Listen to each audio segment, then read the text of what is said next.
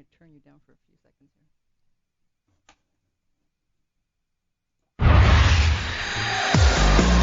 You're listening to the home of cool, irreverent, and entertaining talk, right here on LA Talk Radio.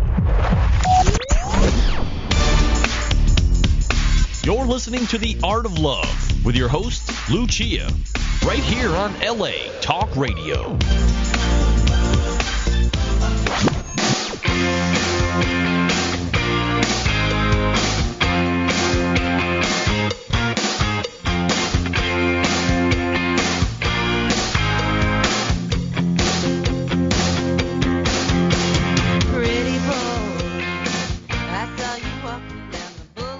And welcome to The Art of Love. My name is Lucia.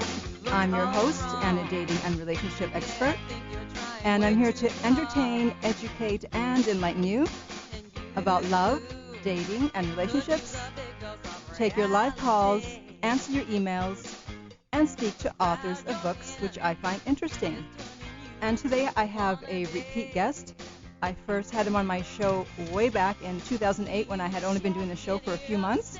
And I waited much too long to have him back. He's one of the top dating and relationship experts in the world. Right after me. Just kidding. Hey, ladies first, I'm good with that. Okay, it's David Wygant. I'm sure you've heard of him, and if you haven't, well, you're going to find out today what he's all about. He's got great energy, and we're actually going to talk about energy because it is all about energy. All about energy. The book is called Naked: How to Find the Perfect Partner by Revealing Your True Self. And, of course, his website is davidwygant.com. Internationally known dating and relationship coach, author, and speaker. He writes for the Huffington Post and AskMen.com. He has numerous media appearances, including E!, ABC News, CBS Early Show, MTV, Playboy TV, BBC, blah, blah, blah. Blah, blah, blah was my favorite show I was ever on. Yeah, I still have to get on that one. Oh, it's the best. The host is great, Mr. Blah. So, you have great energy because I've heard a lot of your interviews with other shows, et cetera, because I've been doing this show for 4 years, and I have to, connect with the person that I'm interviewing, immediately, and it's not, if we don't have matching energies, I have to, try to raise it up because, if they're like, well, Lucia, and I'm like, ah! Oh, God, please. So I know it's going to be a good show because we're kind of evenly matched in that sense. So what is this Naked all about? It's about energy. Oh, okay. I mean, it's dating the way you're supposed to date instead of dating from a resume. And that's what a lot of people do. They'll date from a resume. They'll decide what they want. A woman will go, I want a man that is X, Y, Z. He has to be this, this, this, and that. And I love that. They get stuck in the this, and that syndrome. And then a man will be the same way. She's got to be a certain height, certain weight, certain this, certain that, this, and that, certain age range. And that's wrong. Because what happens is that we finally find that person, and then we meet that person. We think they're the right person. Then we go right to Disneyland, okay? And that's what a lot of relationships do. They go to Disneyland right away, and they're in these year-long relationships that they think is so right, but there's something wrong, something in their guts telling them, oh, God, I don't feel right now. It's like this person really doesn't understand me this way, but they're perfect because they're all about the resume. And Naked really reverses it. It flips it, and it makes it all about your feeling. How do you feel in the presence of somebody? But it even goes much deeper into that where you actually write down before you start dating how you want to feel, how you want to feel with your lover, how you want to be understood, what it's going to feel like to bring conflict in a relationship. How do you want the conflict resolved? How do you want to feel when you wake up in the morning? Are you somebody that likes to linger for 10 minutes and likes to snuggle? What is your energy when it comes down to everything from sex to touching to nurturing to everything, and really dial into what you need, because that need, as you know, has been this awful word. It's like a 4-letter word, right? Need is a bad word. No, need's a great word, because if you love yourself and you love who you are, then yeah, it's absolutely okay to need somebody to fulfill you in certain ways, because you can satisfy yourself all the time anyway. You can't, you may not be able to rub yourself and go, oh my God, wow, I love you so much. Your hair looks beautiful today. But it's about an energy between two people that most people don't really want to go there. They're just too much into the resumes and the perfection. Yeah, no, I totally agree, because I don't know if you know that I specialize in cougar relationships. I like cougars because I'm a cougar at this point, A male cougar. I am. I'm a male wolf. Yeah, actually it's called a silver fox. Yeah, but I prefer the wolf because I like to hunt. Hunt and fish. I like to hunt and claim. So to me, I think a wolf can still. The problem is a cougar can outrun a wolf, but the fact is if the wolf is strong enough, the wolf can grab the cougar, throw the cougar down, and make the cougar do things she always craves. Ooh. So I get the whole analogy. Right. So for years in interviews, people would be saying, well, why would an older woman be interested in someone in their 20s and vice versa? And I always said, it's not about age, it's about energy. Yep. But I know for sure they didn't understand what I was talking about. They probably meant, oh, you mean like physical energy, like being able to, stay up late and go jogging or whatever. I'm like, no, I'm talking about the ethereal energy connection. So how can people know if there's an energy connection? Is it just when you feel? Oh, it's when you feel. If you're naked, as I write in the book, and you're raw, you're going to feel. If you don't think, and that's the problem, is that our mind is subject to thinking constantly instead of just feeling. Go with an emotion. So you're with somebody, go with a gut feeling. And I could go back. You can go back on every relationship that anybody's ever had that is soured. You had a feeling. You suppressed that feeling. Your mind rationalized it.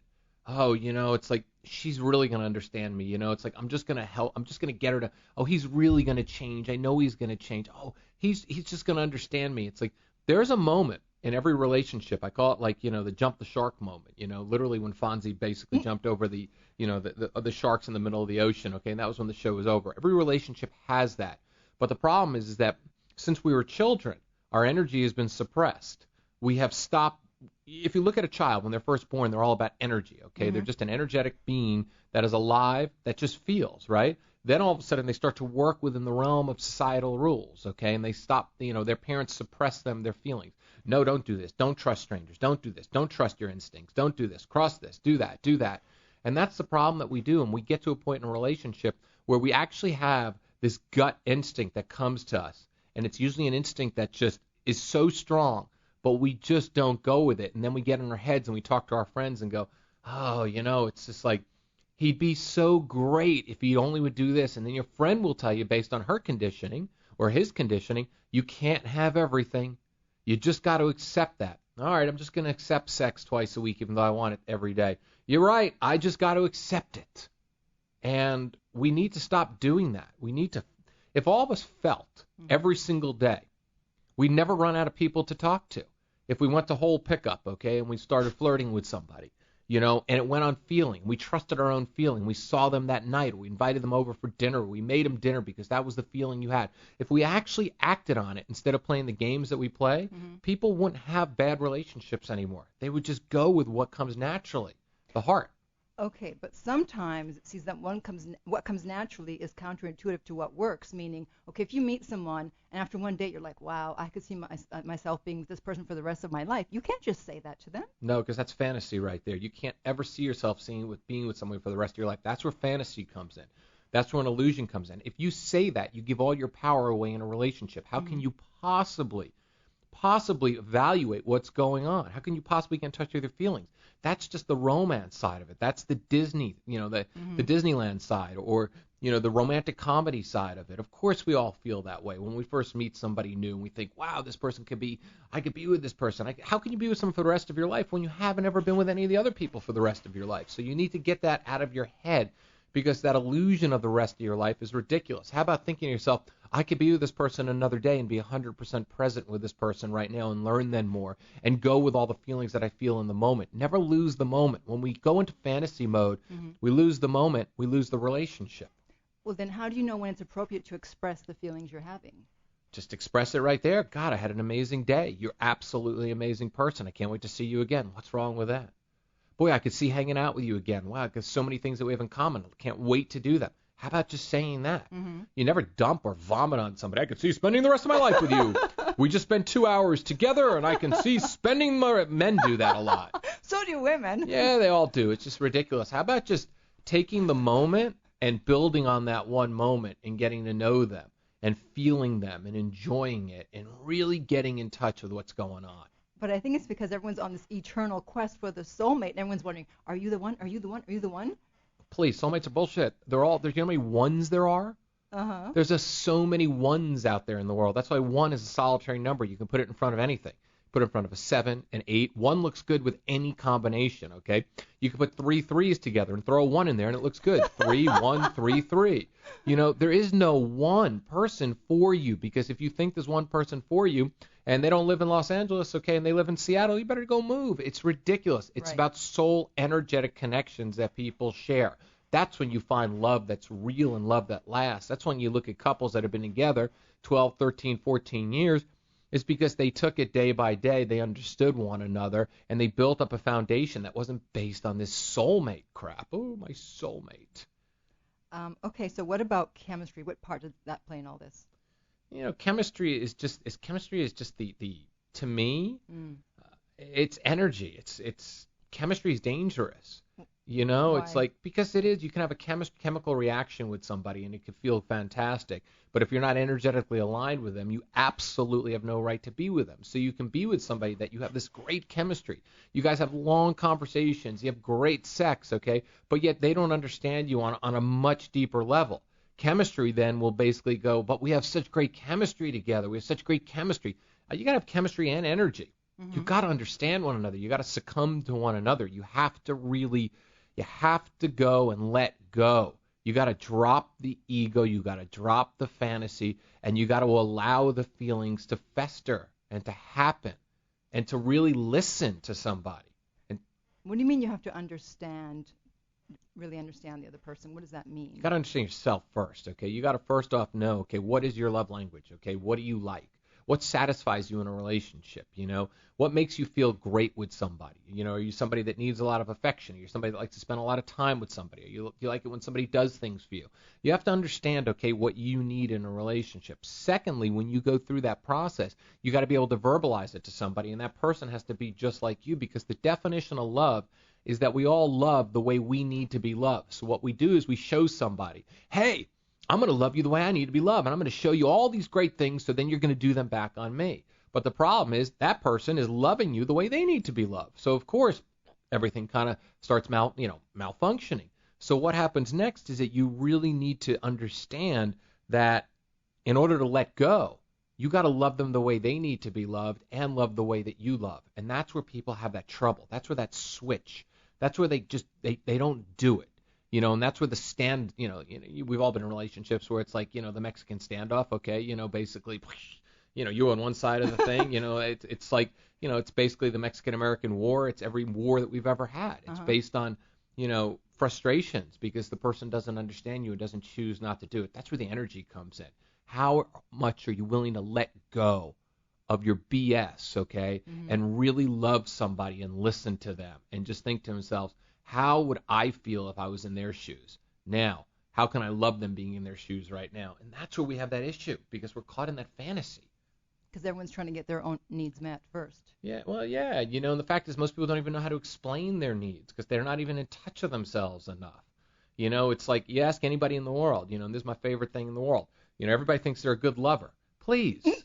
I can throw up, okay? I've had so many bad lovers. Me It's too. it's ridiculous. Everybody thinks they're a good lover. So you have to have, that's what I talk about in Naked. What's your definition of being a good lover? Right. What is it? What turns you on? What do you need?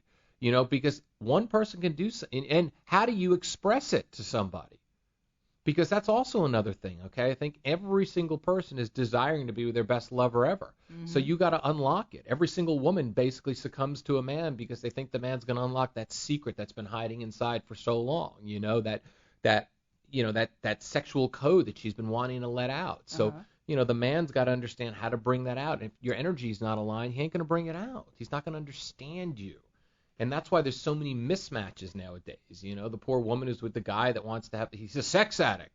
No, he's not a sex addict. You don't like sex that much. You think he's a sex addict because he wants it more than you. That doesn't make him an addict.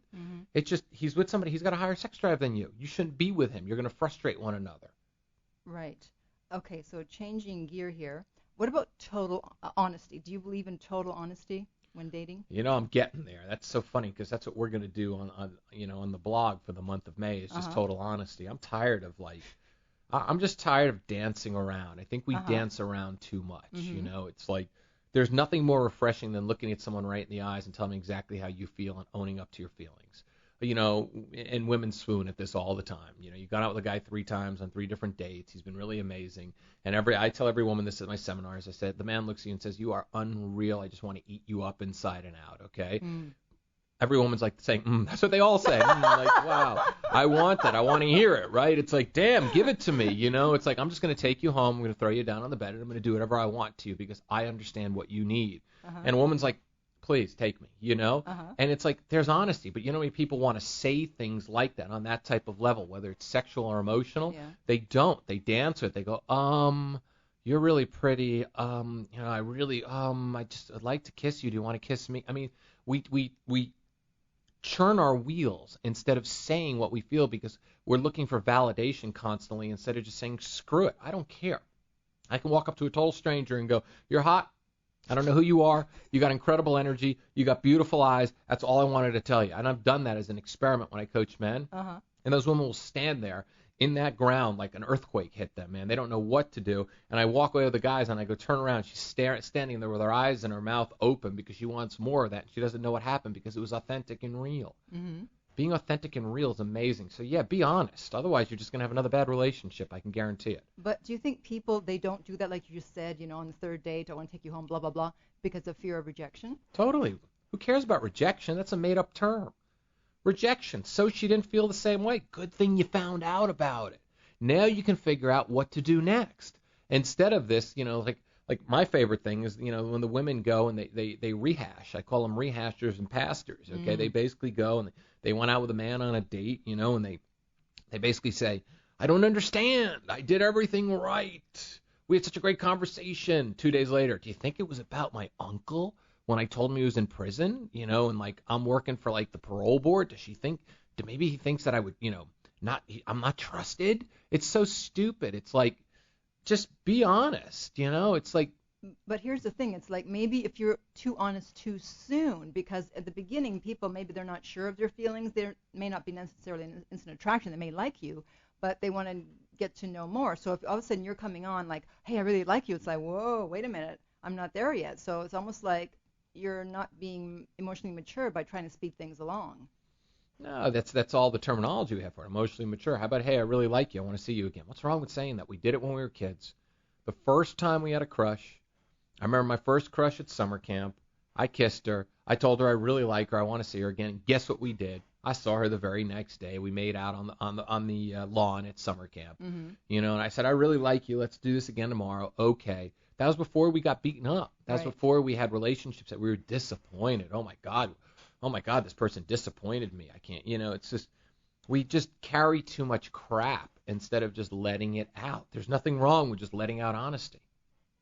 Okay, so you're saying be oh yeah, honest all the time? Why not? It's liberating, empowering, and if someone can't handle it, great. They can't handle it. Okay, then what about, let's say you're going out with a guy, but you're not exclusive, and he's going out with other women, and you wish he would just want to go out with you, and you're jealous. So is that what you say? Hey, you know what? Let's talk about being exclusive to each other, because this is what I want, and this is what I deserve. And then he's going to have to say something, either yes or no. It's like, why? Just keep waiting like a woman would do? Oh, my God, I'm just going to go and give him great sex and just keep doing this, and he's going to drop the other women. I know he will. It's like he'll be with me. I know he'll want to be with me if I just keep doing this. No, he won't. You're setting yourself up for disappointment because he knows he can get away with anything. Okay, so then what do you think about, a lot of, not a lot, but several dating experts are saying that women should date at least 3 or 4 men at the same time, but not on the same day, obviously. Not necessarily have sex with any of them until they have a commitment from one. What do you think about that? It's like a lot of women can't even find 3 or 4 men. I mean, for those of us that can. Yeah, but there's a lot of women that can't, so I kind of feel for them. It's like a lot of women can't find 3 or 4 men at the same time, and a lot of women aren't made for that. A lot of women don't do anything when it comes down to meeting men. They just sit back and they wait, and they have the pick-me syndrome. Pick me, please. Pick me. It's like they're waiting like in a ballpark, okay? And only 5% of the men approach anyway. So the fact is 95% of the men are also suffer from pick-me syndrome. So the only way you're going to meet them is if you stumble upon it. Just date and have fun and, be open. Just learn what you want. Don't sleep with a guy to keep him. Only sleep with him when it feels right. Don't sleep with him thinking, I'm going to give this away, okay, and it's going to keep him there. No, it's a gift. Make him earn it. I like making them earn it. Tease them, hump them a little bit, make them want more. That's how I told a woman client of mine that, and I said to her, I said, don't give it away too much. I said, dry hump him one night, send him back home, and I guarantee he'll call you every single day for the next week because it's like you've teased him like he was teased back in high school, and everybody likes it. So she did it. He called every single day for the next week. Came over, and they saw each other again because he was working in L.A. and she was in San Diego. He came for the weekend in San Diego. I said, do it to him one more time. She did it to him again. She's been hanging out with him ever since. It just works. Tease. If you don't sleep with them right away and you tease them for a while, it's fun. It just builds it up, and it's fun. It also separates the man from the boys. The boys can't handle what the boys want it now, and the men will wait. The men will honor you. The boys will try to sell you. I call them, vagina salesmen. They basically go and they try to sell the vagina. Look, vagina, I mean, I'm the best you'll ever have. I'll eat you, vagina. I'll play with you, vagina. You've never had anybody like me before. They're vagina salesmen. Stay away from the vagina salesman. You'll be fine. Right. Don't talk about it. Be about it. Yeah, exactly. Do you think a woman should wait until she has a commitment before she has sex with a man? No. I mean, that's like commitments. It's like commitments just come. In every great relationship, they literally just happen. It's like you're hanging. It feels natural. You've teased one another. You have late night conversations. You're seeing each other. It's spontaneous. It's real. It's normal. It's not like, he called me Wednesday. I'm going to call him Friday. And we'll go out Saturday, and then I'll thank him for it on Sunday with a text. And I won't talk to him. No, it's just either it flows or it doesn't. We're adults. We know what flows, and we know that it doesn't flow. Okay. Now, you talk about dating yourself first in the book. So what does that look like? Oh, you go on a mecation. You go away. You get to know yourself better. You get to basically balance out where you are in your life. You get to think about what you want. You get to enjoy the beauty of who you are as a single person. You satisfy your own needs. You figure out what you want in relationships. You process your past relationships and stuff. You keep a journal and you write down everything that you're feeling so you can figure things out. That's you love yourself. You look in the mirror, you look at yourself in the mirror, and you turn yourself on. I tell people all the time, strip off all your clothes. If you don't turn yourself on, you can't. Not ready for sex. Because there's no way in the world, if you can't turn yourself on naked, you're going to be self-conscious when you're naked. You got to look at yourself, look at your body, look at every little imperfection on it and going, damn, I'm hot. That's what it's about, digging yourself, feeding your own love, feeling your own love. A lot of people do not like the way they look naked, so does that mean they can never have sex? They've got to learn, because let me tell you something. The biggest payoff is seeing somebody naked. So if you don't like yourself naked, guess what? You're going to be self-conscious, and the person's going to feel it. Your lover will feel it. I know if I'm with a woman that doesn't like herself naked, she'll put the sheet around after we had sex and go to the bathroom, and I'm like, I just missed the payoff. I want to see her walk away. I want to see her walk away. I want to see the shake. I want to see her silhouette. I want to see that whole thing. So yeah, it's about loving yourself. Your body, it is what it is. There's nothing you can do about it. You can work out, you can diet, but you got to love it the way it is right now. You can't always wait for the future. That never will happen. Oh, I'm just gonna date when I'm skinnier. I'm just gonna love sex more when I'm skinnier. I'm just, there's men that like every body type in the world. That's true. We were just, I've always liked a certain body type. I have friends that like them more curvy. They'll look at the women that I like, and they'll be like, too skinny. I'll look at the women they like, and I'll be like, that too much for me. It's just like, it is what it is. Mm-hmm. There's men that like everything. There's men that like big girls and small girls and all colors, shapes, sizes. That's what makes the world go around. Exactly. So you have an exercise in your book where you said you get naked and you stare into each other's eyes. Yeah. So what is that all about? Oh, it's my favorite exercise in the world. That's like where you strip down everything. You literally get naked. You light candles. You put some good music on. You got a bottle of water. Wow. Yeah, you just sit across. You get naked. You sit across from each other, and you do not touch. You feel the energy between your two bodies.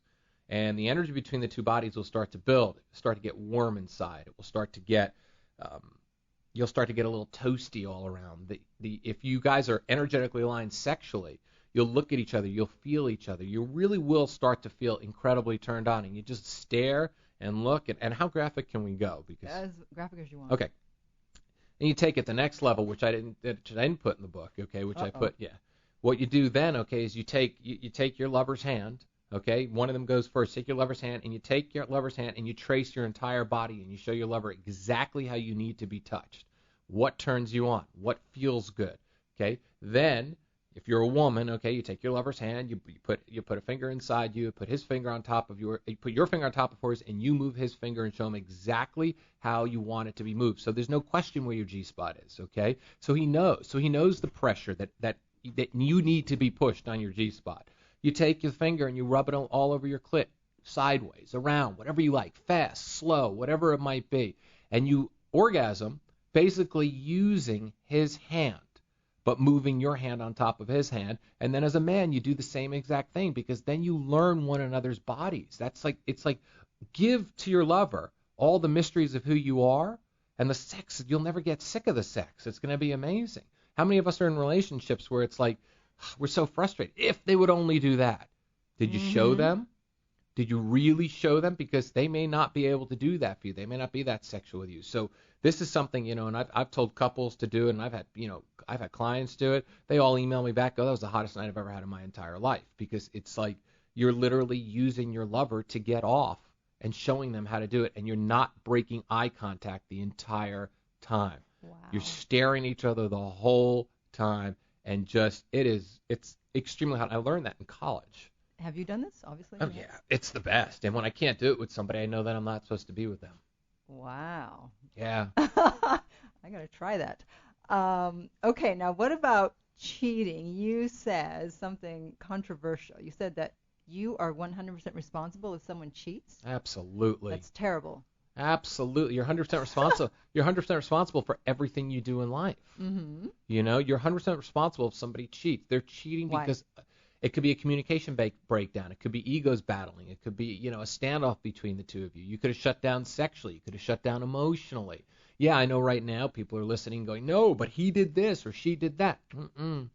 50-50 in relationships, okay? One thing leads and pushes the other person to another thing, and so on and so on. You are 100% responsible because you have something that is broken down in your relationship that you have not addressed. It's not all peachy clean and looking real good. But if it's 50-50, then why do you have to accept 100% of the responsibility? Because you have to accept responsibility for what it's 50-50, but you have to accept 100% responsibility for your part in everything. So it is 100%. You have to say to yourself, why did my partner cheat? He's an idiot. He's an ass. No. Why did he cheat? Did you shut down sexually? Did you shut down emotionally?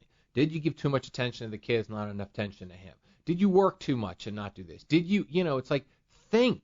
You caused something. Relationships are cause and effects. Mm-hmm. There's something you did that caused him to do something, which caused another dynamic, which ended up with somebody cheating. Now, there is an asterisk to that. If you are with somebody that is somebody that you didn't listen to in the beginning, that basically says they like, multiple partners and everything else, and you think that you're going to change that person and make them into a monogamous person, then, that's nothing that you did. But once again, it is something that you did because you actually thought you were going to change that person and you didn't listen. So you're always responsible, always. Okay. How does an emotional bond form between two people? It's instant. It's energy. Doesn't it take time? Yeah, but there's instant. There's intrigue. There's a comfort when you first feel somebody. There's conversations. Emotional bonds are just a series of events that leads to two people actually feeling secure in each other's presence. Because that's what you're looking for. You're looking for security in each other's presence. Mm-hmm. That's all you're looking for. That's what an emotional bond is. It's security. Where you can just say anything and everything and they'll understand you and not freak out? Yeah, and you can just open up your heart and just not that deep feeling that you have sometimes, like, I got to have the talk with her. Mm-hmm. And then you have the talk and they look at you and they go, I understand. I'll be better. I understand. And you have the talk. You feel better after the talk, and then nothing happens. They don't walk the walk. The talk was great, but the walk's not there. Okay. You talk about daters today being in the needy zone. What is that? It's just they talk about what they need, meaning, it's like superficial stuff. It's not based on feelings. It's like, I need a man to be this. I need a woman to be, I want a woman to look like this. I want a man to be successful like this. I want a man to be, to be this age range, to be this. It's that same this we talked about. It's like that stuff is just superficial needs. I interpret it as, needy as in, I need to have someone. I need someone in my life. No, that's the fantasy needs. I need to be with somebody. I need to have children right away. I need to have this. That's all your fantasy. That's not somebody who's very present in their life right now. The mature thing to look at is go, boy, I'd love to have a child with somebody that I absolutely love, but if it never happens and I just find somebody I can love, I'll be okay because I'm going to be okay no matter what happens in my life. There could be somebody who never wanted kids and he has 3 kids, because he met somebody. It's the number needs, It's like, I need to have 2 kids. I need to be living here. I need to be doing this because a lot of our life, we're frustrated little children trying to relive our fantasy, our childhood all over again. It's like, God, it's like when I'm a parent, I need to be the ball coach because my dad wasn't the ball coach. I need to take my kids away every 2 months because my dad didn't do that. Meanwhile, he doesn't even like going away every 2 months. It's like that's the needs that are dangerous. It's like these needs, these unfulfilled dreams left over from childhood. Do you agree that people, I'm just hopping around from place to place here. That's all right. Since, you are the guru, we need to find out as much as possible. Would you agree that people are looking for someone they can be vulnerable with? Yeah, I mean, that's a generalization in the sense. I mean, yeah, everybody wants to be vulnerable, but the question is, I don't know how vulnerable people really think they really are. That's that look in the mirror thing. Everybody thinks they're vulnerable, but just take like a vulnerability chart. I mean, I know this, I see like, my own relationships and stuff. I see my level of vulnerability. I see the other person's level of vulnerability. I think everybody's vulnerable. Like they're not vulnerable in the beginning. They don't trust. Then they get vulnerable. Then something happens and they pull the vulnerability away. Mm-hmm. So I think you're vulnerable. I mean, really vulnerable for like 5 minutes in a relationship. Okay, so maybe the word is weak. I mean, we all have our weak moments. Where we just feel like, oh my God, I feel like a loser, or what's going on in my life, blah, blah, blah, crisis of existentialism. And so I guess I'm saying, do you think people are looking for someone that they can show that side of them to the other person? The person's not going to run out of the room going, oh my God. Absolutely. You should be showing it to everybody. Really? Yeah, you should just be so raw, open, and honest and vulnerable, because vulnerability is a strength, not a weakness. It's another word. It's like another bad word. Need is a bad word. Vulnerability is a bad word. I'm not talking about walking up to a total stranger and go, oh my God, you're so beautiful. If you don't go out with me, I'm going to cry. That's not vulnerability. That's being a wuss, I'm talking about just saying things to somebody. It's like there's an experiment, I do all the time when I do my men's boot camp, and I tell the guys all the time, say something you feel about a woman, and be raw and honest with it. And I said, watch, and I do the, whatever it is, and I saw this woman one time, and I looked at her. She had the most amazing energy at the farmer's market on a Sunday. I mean, just she beamed. It's like she had a smile. I looked at her. I go, you have the most amazing smile and the best energy I've seen. I love it. I said, you made my day. And I smiled at her and walked away. And like I said earlier, she was standing there waiting for more. I want more. It's like, it's real. Vulnerability is saying what you feel, owning your words, and not thinking outcome derived. That's what most people do. They want the outcome. I'm only going to be vulnerable if I get this back from this relationship. No, be all about love. And if you're all about love, you're going to get it back. Maybe not from that person, but from another person. It's that law of attraction. It's that generosity. Mm-hmm. It's when I was broke in my 20s and all my friends, I used to go out to dinner with them and I had no money. And I'd sit there and they'd be like, are you eating? I can't really afford it right now. I'll just eat the bread. And they'd all pitch in and buy me dinner. Mm-hmm. So now I've been the person probably the last 10, 15 years. I buy everybody dinner. Mm-hmm. It's not the same. I'm paying back my friends from, 20 years ago. That's what it's about. They loved me. They fed me. Now I'm loving other people and feeding them. It's those things in life, not asking for anything back. So the women that you've done this with and you've gone up to them and said something, then walked away, have any of them ever come after you and go, hey, wait? All the time. They follow me. They'll smile back at me, because a real man, there's not many real men that are out there that just know. It's so funny. I tell men all the time, watch a Hugh Grant romantic comedy, okay? Even watch a stupid Adam Sandler comedy and watch the way that two people fall in love.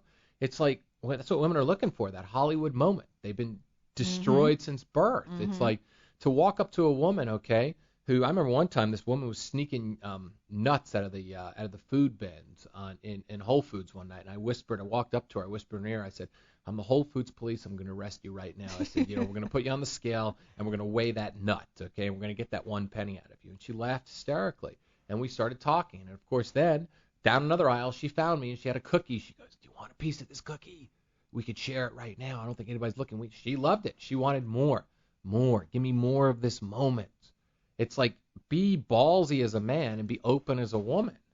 And and then you're going to have real moments. You're going to be, it's like, you're going to be vulnerable.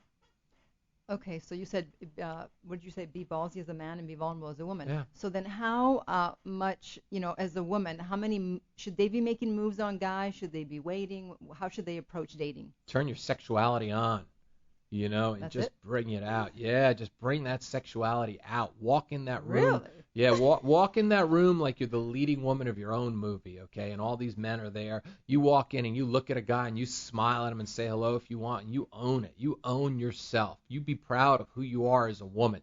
Stop waiting. They're not coming over. 95% of the men in this world suffer from a new disease called approach anxiety, okay?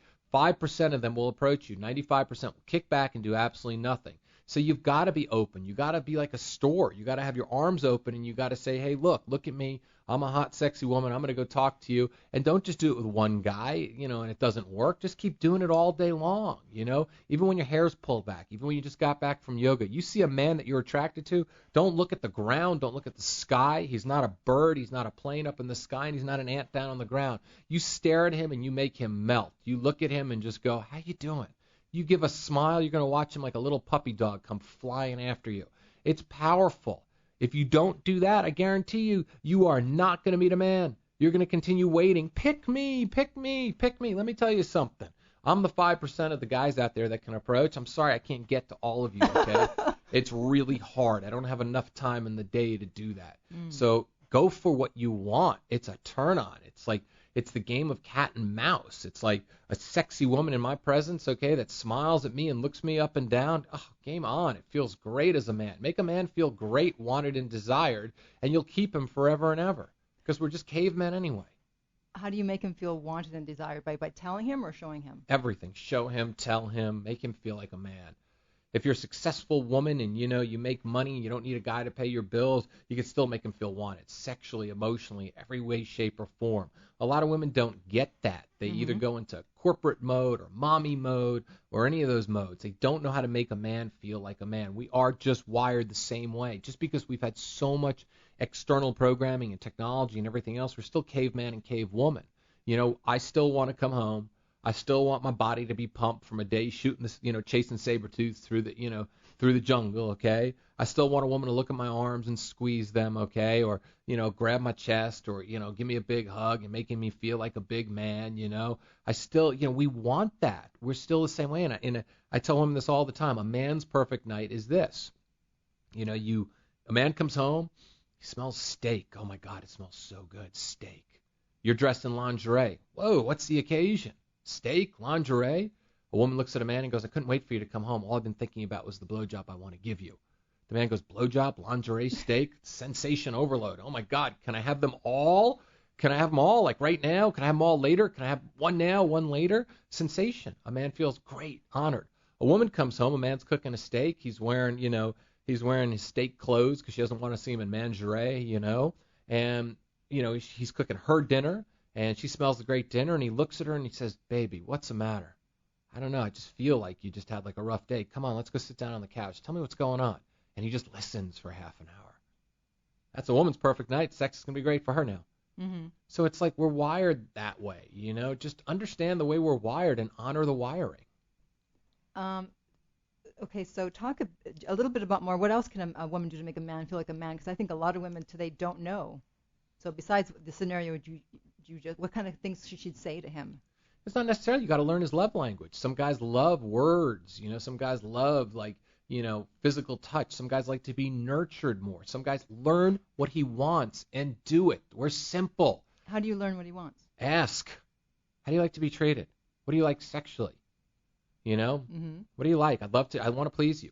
I want to make you feel good. I'd like to make you feel good. What do you need? What do you need from me? What do you need? Mm-hmm. And then do it. Don't have them ask or beg, and don't hold it over them. It's so simple. I mean, it really is. It's a really easy thing to make men feel that way.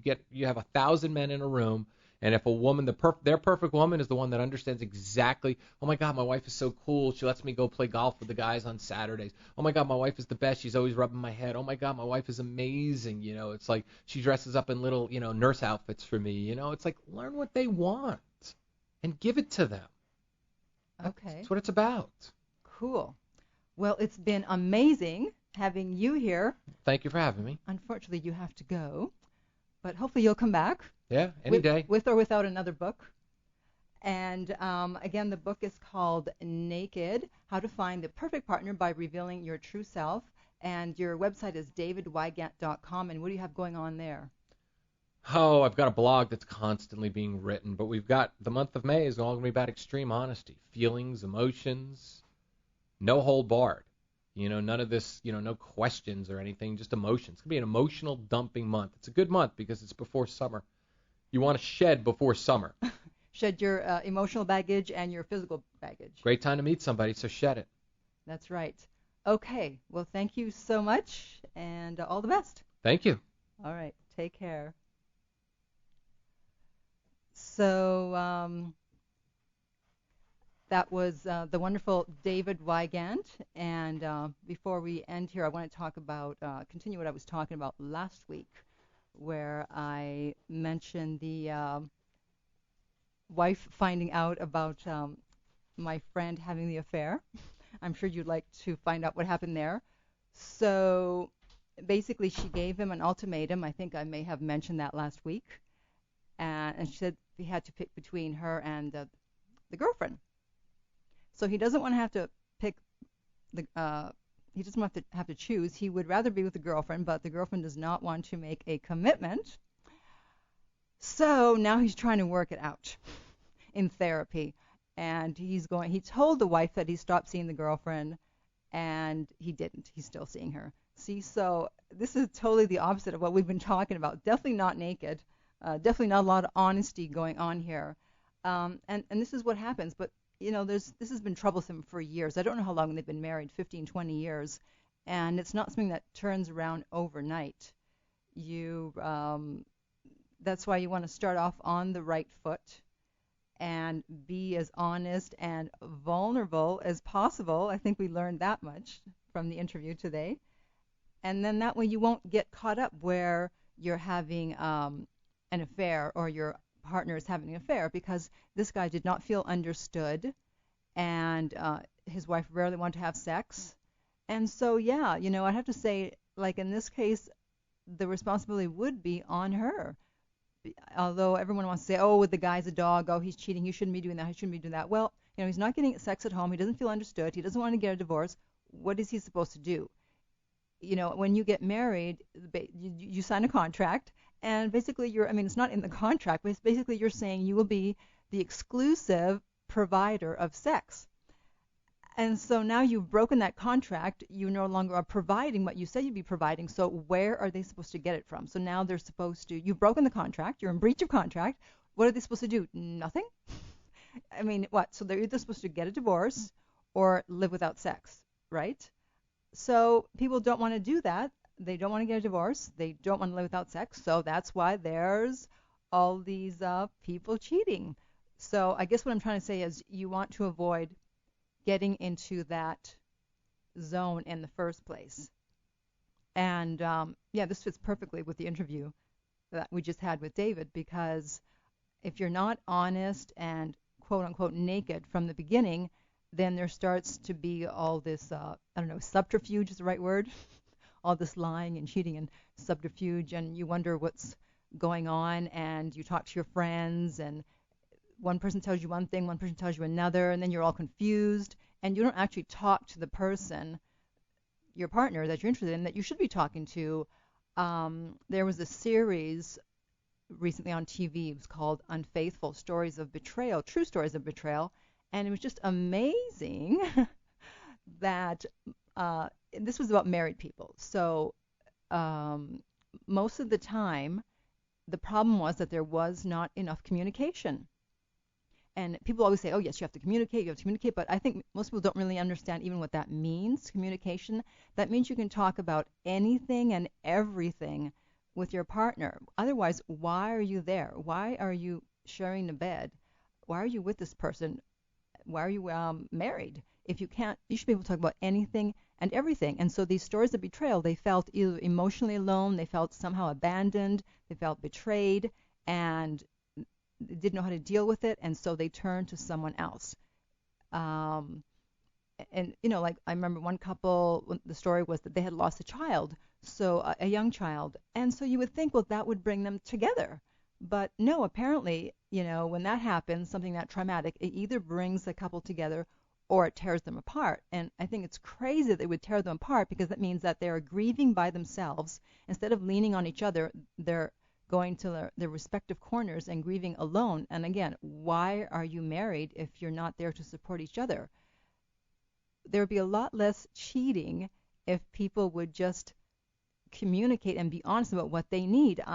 Speaking of sex, we're not really speaking of sex, but in terms of sex, I know a lot of guys are into things that they would never tell their wife that they're into, and probably vice versa. I know that a long time ago I dated a guy who was into feet. He had a foot fetish, and I've later come to find out that actually a lot of guys have a foot fetish, interestingly enough. So I always make sure my feet are out. Attract the guys with my feet. No. And so after that, everyone I've dated, I'm like, do you like feet? Are you into feet? And some were and some weren't. But the guys that were, I found a lot of them were afraid to tell the people they were dating that they were not into, that's not what, they were into feet. I'm like, wow, you have to hide that? So now you're not being authentic, you're not being naked, you're not being real, you're not being vulnerable, because you're ashamed, or maybe not ashamed, but just worried or embarrassed that they're going to think that you're crazy and they're going to leave you. Well, then maybe you need to be with someone who doesn't think that, because a lot of women are not going to think that. They're going to be like, sure, I'm cool with that. Here's my feet. Do what you got to do, right? But you take into account everything, and you're like, well, everything else is good, so I'll just suffer through this. But I think it's an illusion, because if you're hiding that, then what else are you hiding? Anytime you're not being real, then you can't really form a really strong bond, which I think is what everyone is looking for. Ultimately, everyone's in search of the one, even though, we already know there is not just one. And it's looking for someone who you can totally be yourself with. I know a lot of the times guys that I've talked to, and they found the person they wanted to marry, one of the things I always heard from them, they always said, well, I can be myself with her. And that's what people are looking for. They can just be themselves, and their partner is not going to go, ooh, what was that? And so that's why you need to show sooner rather than later, because if that's not something that's going to work for them, then it's better that they move on early. If Marianne Williamson always says, if the train doesn't stop at your station, it's not your train. So this is who I am, and I'm okay with it. I'm okay that this is my interests and this is my background.